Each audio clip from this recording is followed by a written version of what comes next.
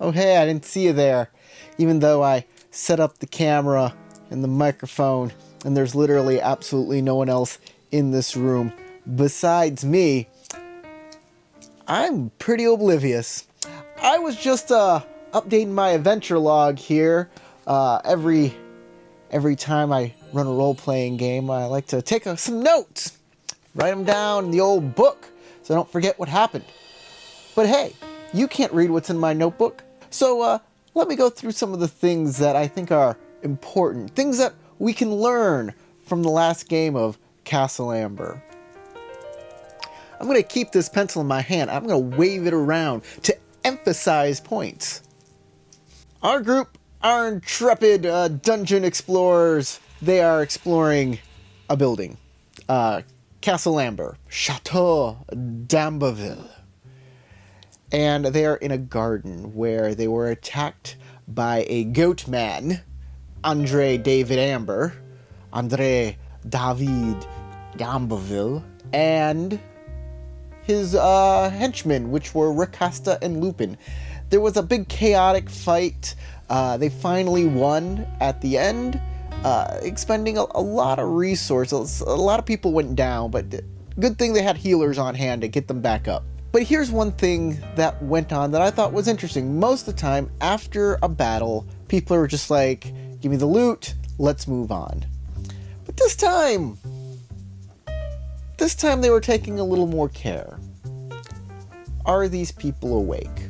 Are these people alive? I check. I'm using medicine to treat their wounds after this fight. Huh. Well, usually I just kind of say, oh, they're dead or defeat, they're gone. No one cares. But the PCs, in the very act of checking, saved their lives. In fact, I rolled death saves for them. Whoa! Hey, when do you roll death saves for an NPC? You don't, you just consider them dead and gone. This is where the PCs have changed the world around them simply by interacting, asking about it. It's pretty cool.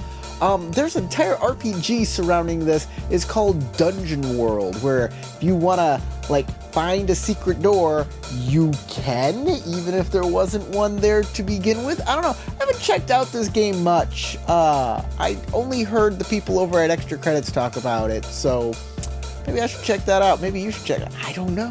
If anybody's seen Dungeon World in action, tell me about it in the comments. I'd love to hear about it. These PCs are the PCs rescued the people that were trying to go after them in the first place, which is kind of cool, and I think I should give them a little reward for that. I think it deserves some inspiration for the person who went ahead and tried to save the people that were obviously their enemies. It's good to reward your players on things like that. Unfortunately, one of my PCs, Ahed, played by Tarek, has been looking for armor. He needs armor. He keeps getting hit. And he was going to take that armor off the fallen NPCs, but instead, their lives were saved and they walked off with their gear. He was able to take their magical weapons though, which is, that's a boon. You got a magical mace. So that's pretty much all that happened in the last game. We didn't get as much gameplay in as we wanted because YouTube was giving me the business. Giving me a little bit of the business. We recorded it. It's on the channel right now. Go check it out. There's a link in the description. Actually, it should be coming up. You should get a link right after I tell you about Patreon. Here are our Patreon supporters. These guys, right? They're awesome. Hey. And you can become a Patreon supporter too at patreon.com/thedeadunicorn. Not it's just Dead Unicorn.